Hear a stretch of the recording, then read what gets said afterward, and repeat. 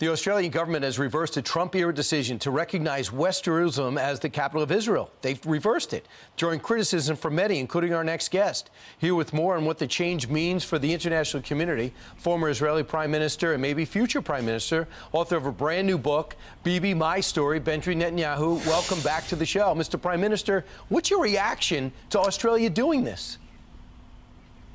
Well, it's absurd. It's a denial of history. Jerusalem has been the capital of the Jewish people for 3,000 years.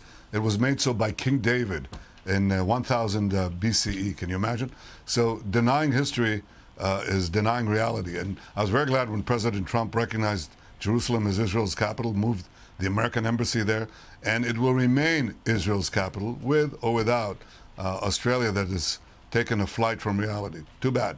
But Jerusalem is our capital. Here's what the Prime Minister said of Australia. The current Prime Minister of Israel says, in light of the way in which the decision was made in Australia as a hasty response to an incorrect report in the media, we can only hope that the Australian government manages other matters more seriously and professionally.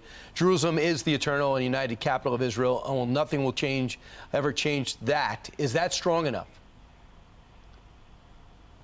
Well, I think it reflects a very broad sentiment in Israel, but I think that what brought the American decision, I think, was a combination of American conviction, the understanding of the great majority of Americans that this is the right thing. They know the biblical history, they know the story of Jerusalem, and they know the connection of the Jewish people, but also, frankly, the diplomacy that we advanced as well. I think there's been obviously a weakness in that recently, and I would hold the Australian government's feet to the fire on this. But more importantly, I would continue to get more countries to recognize Jerusalem as Israel's capital, because that's the truth and that's the right thing to do. Mr. Prime Minister, if you do become Prime Minister again, I know you're running right now, election coming up, will you reverse this administration's decision to be neutral in the Ukraine-Russia war? For the most part, Israel standing on the sidelines, not providing any material, not providing any weapons or support. Well, I'll look at it, and I don't think it's proper to do it before I have all the information before me. But I can tell you one thing, that Israel, up to now, has done more than its share in offering humanitarian support, because it has received, despite its small size, remember, Israel is a tiny country, it's only 10 million people. We've received an inordinate number of Ukrainian refugees, Jews and non-Jews alike, opened field hospitals there, done other things. But the question of weapons is something that I would personally look at once I get into office, and that will be determined by the voters in about 2 weeks. Right. Exactly 2 weeks. Right. And Mr. Prime Minister, as we look at your life story and what led you to this place, and actually maybe being Prime Minister again, a lot goes back to your brother, younger and older, but especially your older brother. It almost reminds me of the Kennedy situation. It looked like the older brother was going to be leading the country. You looked up to him. He loses his life in battle after showing heroism throughout his life. And then John F. Kennedy steps in. Is that how you stepped into your job, to live up to the potential that you and your brother showed? Well, you know, all families are different.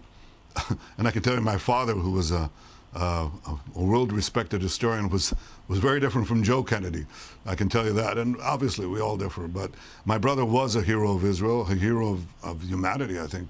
He led the most celebrated rescue of modern times by leading his forces to Entebbe, Uganda, and liberating against impossible odds 103 Jewish hostages from German and Palestinian terrorists. It was an incredible feat, but he died. He was the only military casualty.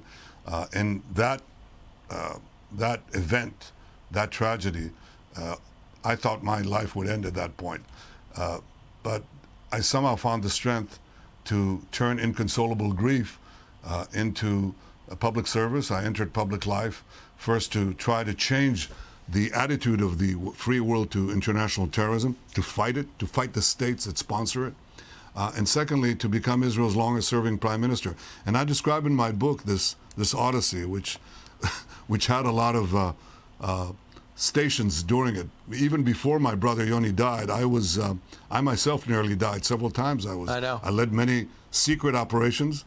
I was shot at rescuing hostages from a hijacked plane. I nearly drowned in a firefight in the Suez Canal, bitten by a scorpion, you name it. And I think that there is a purpose, a hidden purpose. You know, it's hard to say that, but I've lived a life of purpose, and that is to protect the people of Israel and the state of Israel, but by so doing also protect freedom. And freedom is the greatest purpose we have, the greatest purpose I have. Yeah, and you do talk about 1973 when you guys did not act ahead of time and were attacked in the Yom Kippur War because you didn't act preemptively even though you knew it was happening. That's pretty much why you blew up the Iraqi nuclear plant in 1980 and why you would act against Israel, Iran, if they continue to build a nuclear weapon now, I would imagine. Mr. Prime Minister, thanks so much. There's so much in this book, and there's a lot yet to be written. Thanks for joining us. Thank you, Brian. Always good to talk to you. Thank you. Bibi, My Story, the name. I'm Steve Doocy. I'm Brian Kilmeade. And I'm Ainsley Earhart. And click here to subscribe to the Fox News YouTube page to catch our hottest interviews and most compelling analysis.